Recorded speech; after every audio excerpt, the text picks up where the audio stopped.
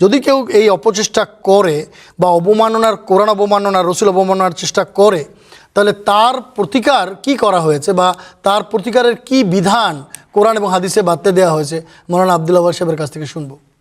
আল্লাহ তাআলা বলেছেন, আমি তাদেরকে শাস্তি দিব।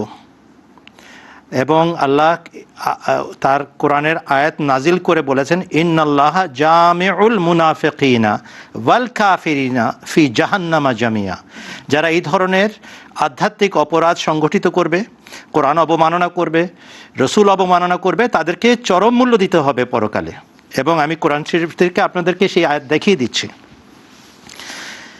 আউযু বিল্লাহি মিনাশ শাইতানির রাজিম, বিসমিল্লাহির রহমানির রহিম। ওয়াকাদ নাযালা আলাইকুম ফিল কিতাবে আন ইযা সামি'তুম আয়াতিল্লাহি ইউকফারু বিহা ওয়া ইউস্তাহজাউ বিহা ফালা তাকউদু মাআহুম হাত্তা ইয়াখুযু ফি হাদিসিন গায়রিহি ইন্নাকুম ইযাম মিসলুহুম ইন্নাল্লাহা জামিউল মুনাফিকিনা ওয়াল কাফিরিনা ফি জাহান্নামা জামিয়া। আর তিনি তোমাদের জন্য কিতাবে অবশ্যই এই নির্দেশ অবতীর্ণ করে দিয়েছেন, তোমরা যখন আল্লাহর আয়াতসমূহকে অস্বীকার করতে এবং এর প্রতি বিদ্রূপ করতে শোনো, তখন তোমরা তাদের সাথে অর্থাৎ বিদ্রূপকারীদের সাথে বসবে না, যতক্ষণ না তারা ভিন্ন কোনো কথায় মগ্ন হয়। অন্যথায় তোমরাও তাদের মতোই পরিগণ্য হবে।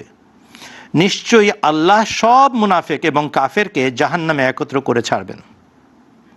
আল্লাহ শাস্তি দিবেন। আর মুসলমানদের, মোমেনদের দায়িত্ব হচ্ছে বিদ্রূপকারীদের সাথে সঙ্গ ত্যাগ করা, তাদের সাথে বসবে না, তাদের সাথে উঠা বসা রাখবে না, তাদের সাথে বন্ধুত্বের সম্পর্ক রাখবে না, সম্পর্ক ছেদ করবে। কতদিন পর্যন্ত? হাত্তা ইয়াখুযু ফি হাদিসিন গায়রিহি, যতক্ষণ পর্যন্ত তারা অন্য কোনো বিষয় মগ্ন না হয়, অন্য কোনো কথায় মগ্ন না হয়।